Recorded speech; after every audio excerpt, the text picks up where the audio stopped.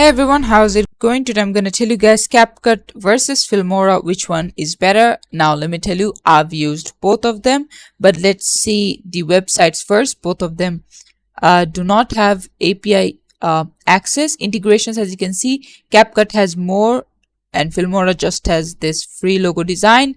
Pricing, now Capcut, it does have a free version, like you don't need to even get the free trial, you can get the free version, and that is where like Filmora loses most of its people. Deployment, as you can see, it supports everything except for Linux. Now for Filmora, they also don't have Linux, but they don't have SaaS, iPhone, iPad, Android, they just have Windows and Mac.